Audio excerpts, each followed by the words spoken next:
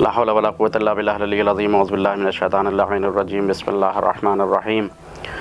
الحمد لله رب العالمين وصلى الله على جميع الأنبياء والمرسلين ولا سيما على خاتمهم وأفضلهم محمد وأهل بيته الطيبين الطاهرين المعصومين ولعنة الله على أعدائهم أجمعين أما بعد عن النبي الأعظم صلى الله عليه وآله وسلم إني بعثت لأتمم مكارم الأخلاق۔ محترم مومنین، ناظرین و سامعین کرام، سلام علیکم ورحمۃ اللہ وبرکاتہ۔ مرسل اعظم حضرت محمد مصطفیٰ صلی اللہ علیہ وآلہ وسلم کی یہ حدیث شریف ہے، بہت ہی مشہور و معروف حدیث ہے کہ جس میں آپ نے یہ ارشاد فرمایا ہے کہ میں مبعوث ہوا ہوں، مجھے بھیجا گیا ہے تاکہ میں مکارم اخلاق کو پائے تکمیل تک پہنچاؤں۔ بعثت لأتمم مکارم الاخلاق۔ اخلاق کے جو مدارج ہیں، اخلاق کے جو درجے ہیں، مرتبے ہیں، بلندیاں ہیں، رفتیں ہیں، ان اخلاق کی رفتوں کو، اخلاق کی بلندیوں کو میں پائے تکمیل تک پہنچانے کے لیے مبعوث کیا گیا ہوں۔ پیغمبر کی بعثت کا ہدف اخلاق کی تکمیل ہے۔ اس حدیث شریف سے علم اخلاق کی اور اخلاقیات کی بہترین مثال مل سکتی ہے اور اس کی اہمیت اور اس کی قدر و قیمت کا اندازہ لگ جاتا ہے کہ علم اخلاق کی کیا حیثیت ہے، کہ اتنی عظیم شے کا نام اخلاق ہے کہ پیغمبر اپنی بعثت کا ہدف بتا رہے ہیں کہ مجھے مکارم اخلاق کی تکمیل کے لیے اللہ تبارک و تعالی نے اس دنیا میں بھیجا ہے۔ آج اسلامیات، اخلاقیات، اخلاقی اور اسلامی گفتگو کا یہ دوسرا جلسہ ہے۔ پچھلے جلسے میں بعض مطالب کو آپ حضرات کی خدمت میں عرض کیا تھا، آج اسی سلسلے کو آگے بڑھاتے ہوئے بعض مطالب کو آپ کی خدمت میں پیش کرنا مقصود ہے۔ علماء اخلاق نے علم اخلاق کے 3 مرحلے اور 3 درجوں کو بیان کیا ہے۔ سب سے پہلے جس چیز کو علماء اخلاق نے بیان کیا ہے وہ ہے تہذیب نفس، اور تہذیب نفس کے بعد انہوں نے دوسرے مرحلے پہ بیان فرمایا ہے تدبیر منزل، اور تیسرے مرحلے پہ فرمایا ہے سیاست المدن۔ سب سے پہلے مرحلے میں تہذیب نفس ہے، نفس کو مہذب بنانا، اپنے نفس کی اصلاح کرنا، اپنے نفس کو کنٹرول میں کرنا، اپنے نفس کے اوپر کامیابی حاصل کرنا اور اپنے نفس کو قابو میں کر لینا۔ یہ روایت کی اصطلاح میں جہاد اکبر کہا گیا ہے، اور قرآن مجید نے نفس کے اوپر قابو پا جانے کو سب سے بڑی کامیابی کہی ہے۔ قرآن کا یہ کھلا ہوا اعلان ہے، یہ صریحی اعلان ہے کہ قد افلح من زکاہا۔ جس شخص نے بھی اپنے نفس کا تزکیہ کر لیا، اپنے نفس کا محاسبہ کر لیا،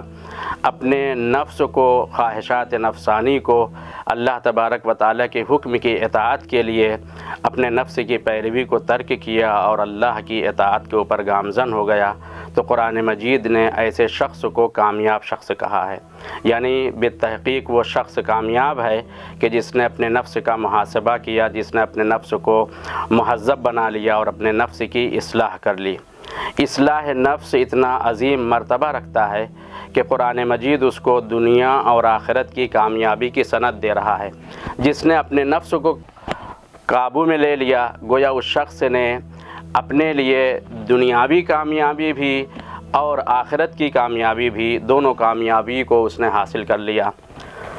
پیغمبر ختمی مرتبت حضرت محمد مصطفیٰ صلی اللہ علیہ وآلہ وسلم کے پاس ایک وفد، ایک گروہ آیا کہ جو جہاد کو انجام دینے کے بعد آپ کی خدمت میں حاضر ہوا تھا۔ یعنی یہ لوگ جہاد کو انجام دے کر کے واپس جب پیغمبر کی خدمت میں آئے تو پیغمبر نے فرمایا کہ مرحباً بقدومکم بجہاد الاصغر، کہ خوشا بحال خیر مقدم کیا پیغمبر نے، اور پیغمبر نے یہ فرمایا کہ خوش آمدید، جہاد اصغر کو تم نے انجام دے دیا، اب جہاد اکبر کے لیے تم مہیا ہو جاؤ۔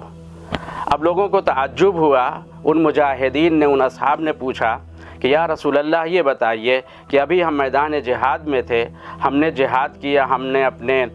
جان کی بازی لگا دی، ہم خون میں اپنے غلطہ ہوئے، ہم نے تمام تر اپنی دنیاوی چیزوں کو ترک کر کے میدان جہاد میں گئے اور اپنے نفس کو اللہ کی بارگاہ میں حاضر کر دیا اور اپنے نفس کو خدا کے حوالے کرنا چاہا، شہادت دینی چاہی، کیا یہ چھوٹا جہاد ہے؟ اس وقت پیغمبر نے فرمایا کہ ہاں یہ جہاد اصغر ہے۔ فقیل یا رسول اللہ وما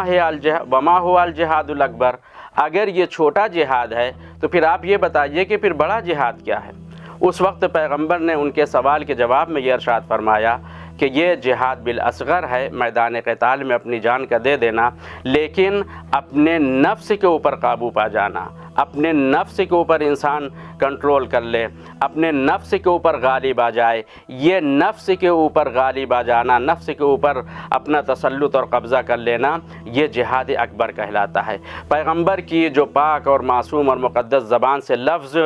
صادر ہوا وہ لفظ یہ ہے کہ الجہاد الاکبر، یہ جہاد اکبر کیا ہے؟ الجہاد بالنفس، جہاد بالنفس یہ جہاد اکبر کہلاتا ہے۔ یعنی اگر کوئی شخص اپنے نفس کے اوپر غلبہ پا لیتا ہے تو گویا وہ مجاہد اکبر ہے، اس نے بہت بڑا جہاد انجام دیا ہے۔ تو اگر یہ جہاد بالنفس انسان کو حاصل ہو جائے تو یہ انسان کی زندگی کامیابی کی زندگی ہے اور یہ انسان بہت بڑا مجاہد ہے۔ اور بعض روایات کے مطابق وہ انسان جس نے اپنے نفس کی اصلاح کر لیا، گویا وہ انسان ایسا ہے کہ جیسے ملائکہ سے افضل ہو، چونکہ قرآن مجید نے خود یہ آواز دی ہے کہ ان النفس الامارۃ بالسوء، انسان کو برائیوں کی طرف نفس امارہ لے جاتا ہے، نفس امارہ انسان کو برائی کی طرف لے جاتا ہے۔ اگر کوئی شخص نفس امارہ کو پسپا کر کے، نفس امارہ کے اوپر غلبہ پا کر کے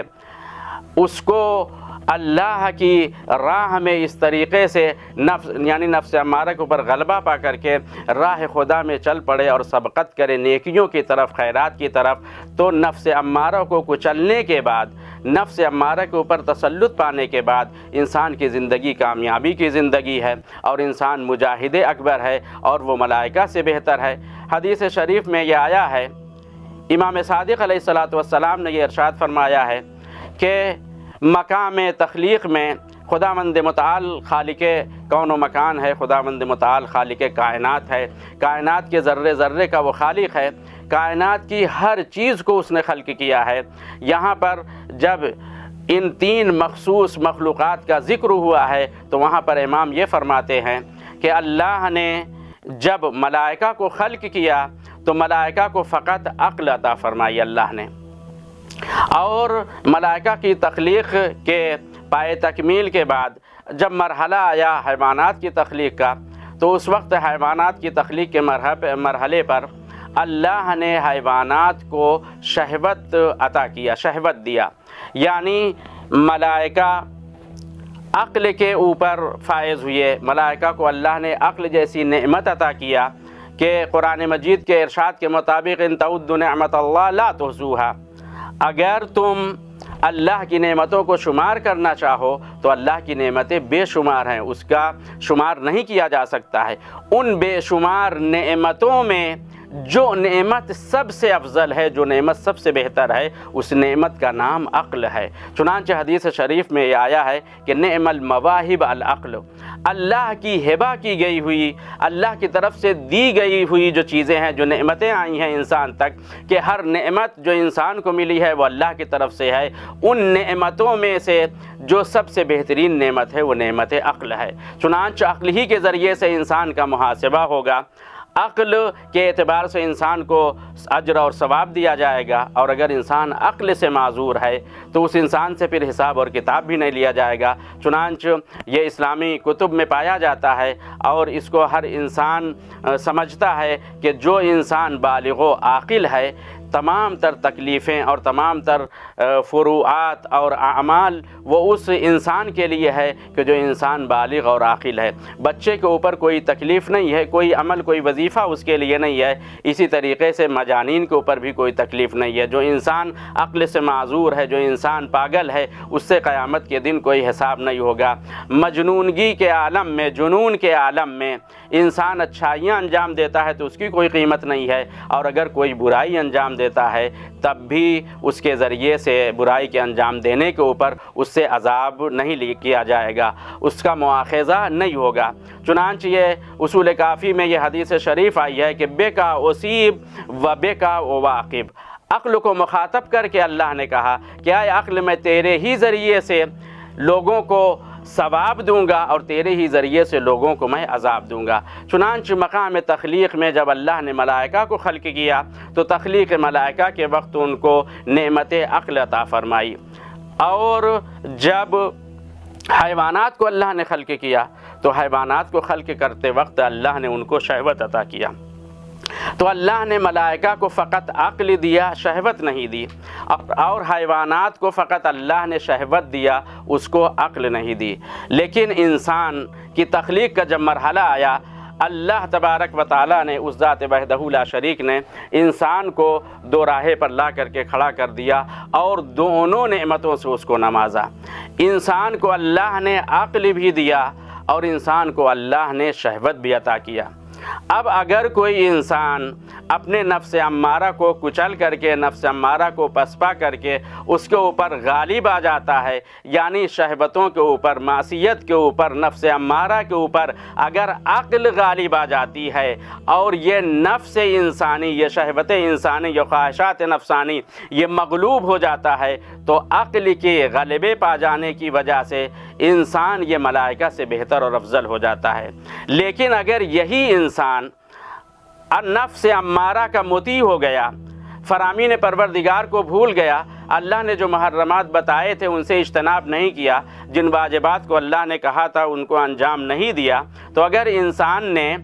اللہ کے ان فرامین کو ترک کر کے نفس امارہ کے حوالے اپنے کو کر دیا اور انسان کا نفس امارہ انسان کی عقل کے اوپر غالب ہو گیا، یعنی عقل انسان کی مغلوب ہو گئی اور نفس امارہ غالب ہو گیا، تو اب اس صورت میں یہ انسان حیوانات سے بھی بدتر ہے۔ چنانچہ قرآن مجید نے ایسے انسانوں کے لیے کہ جو شہوات میں غرق ہیں، جو نفس امارہ کے مطیع ہیں، ان انسانوں کے لیے قرآن مجید نے یہ آواز دی ہے کہ اولئک کالانعام بل ہم اضل سبیلا،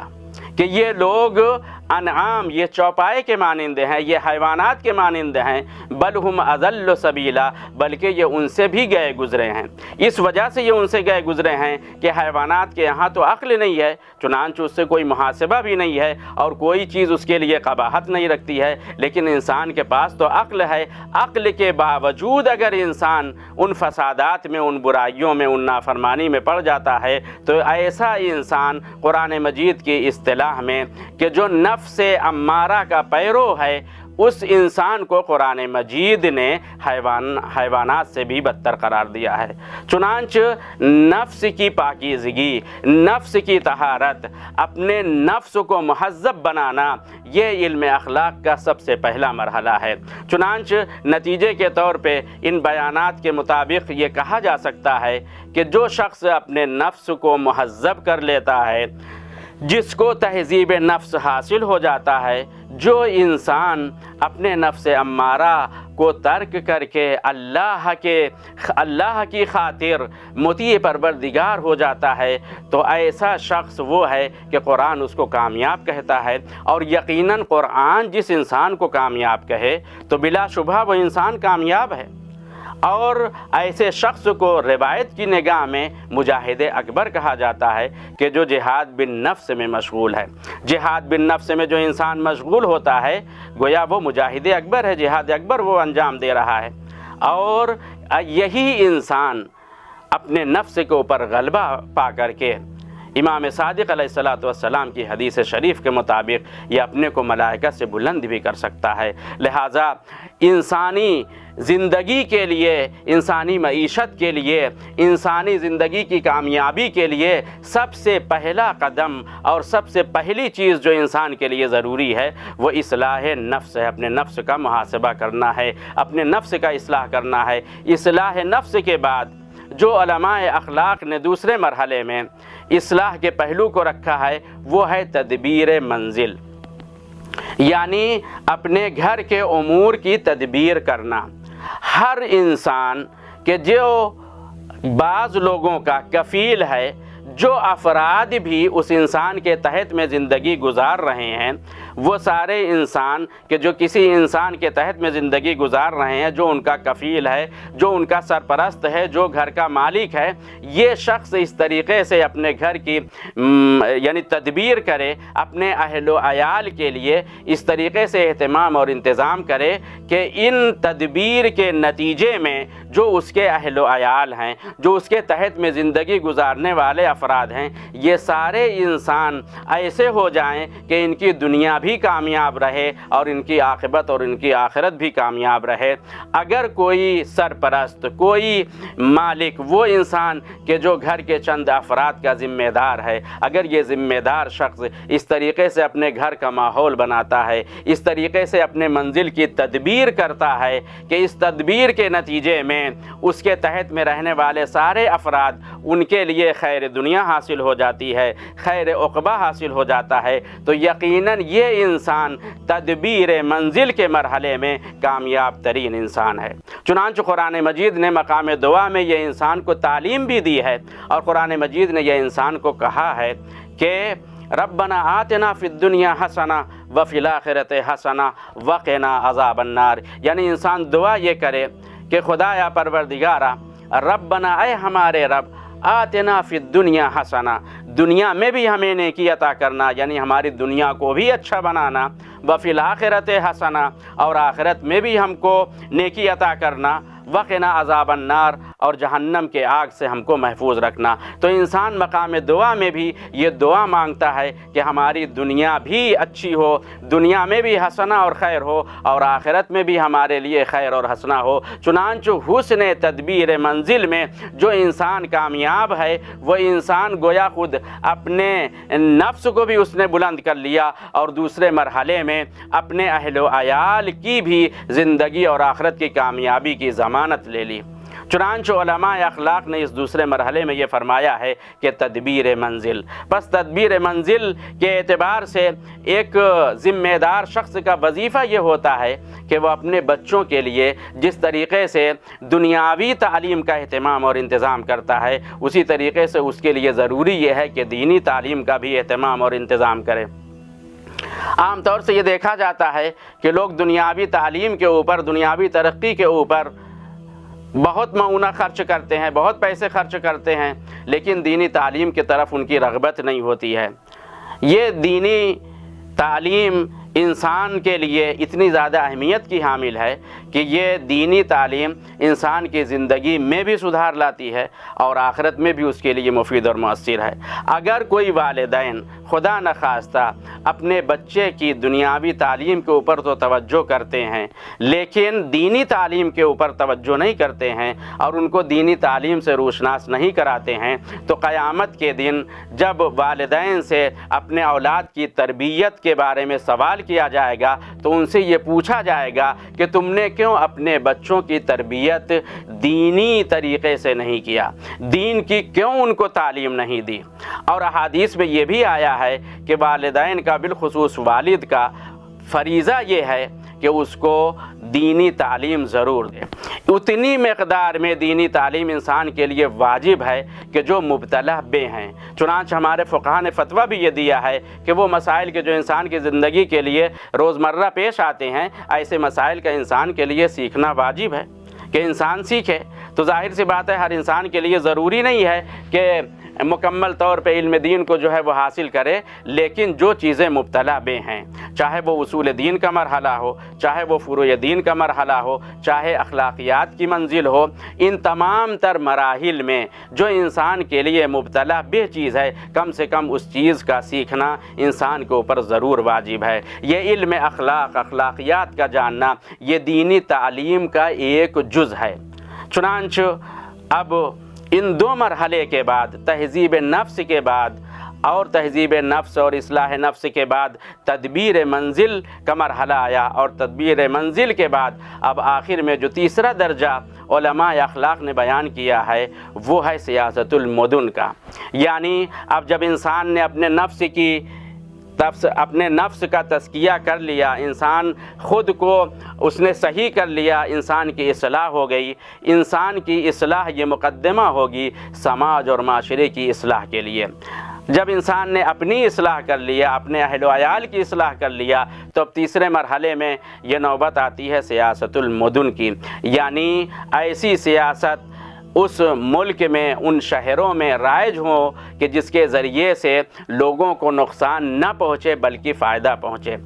اور چاہے وہ ملکی سطح پر بات کی جائے یا عالمی سطح پر بات کیا جائے، چاہے سیاست مدن یعنی شہروں کی سیاست، ملک کی سیاست، بیرون ملک پوری ایک عالمی سیاست، اگر اس سیاست کو سیاست الہی میں تبدیل کر دیا جائے، یعنی اگر لوگ ایک دوسرے ملک کے لیے ان وظائف کو انجام دیں کہ جن کو خدا نے کہا ہے، یعنی تعلیمات اسلامی کے اوپر عمل کریں، وہ وظیفہ کہ جو وظیفہ اللہ نے اس منزل میں فرمایا ہے، اس مرحلے میں، اس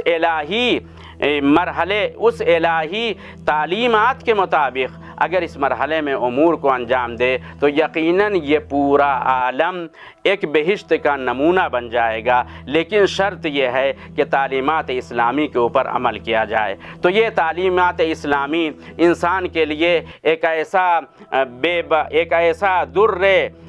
نایاب ہے، ایک ایسا انسان کے لیے سرمایہ ہے، ایک ایسی عظیم نعمت ہے کہ اگر انسان اس نعمت سے استفادہ کرے تو نفس کی بھی اصلاح جو اسلامی تعلیمات کے تحت ہوگی وہ بہترین ہوگی، تدبیر منزل کے مسئلے میں بھی انسان کامیاب ہوگا، اور آخر میں عالمی سطح کی جو سیاست ہے، عالمی سطح پہ جو وظائف انسان کے اور حکومتوں کے ہوتے ہیں وہ اس طریقے سے ہو جائیں گے کہ کسی ملک کو کسی دوسرے ملک سے کوئی شکایت نہیں ہوگی، اور سب ایک دوسرے کی مدد کے لیے آمادہ ہوں گے۔ جب حکومت اسلامی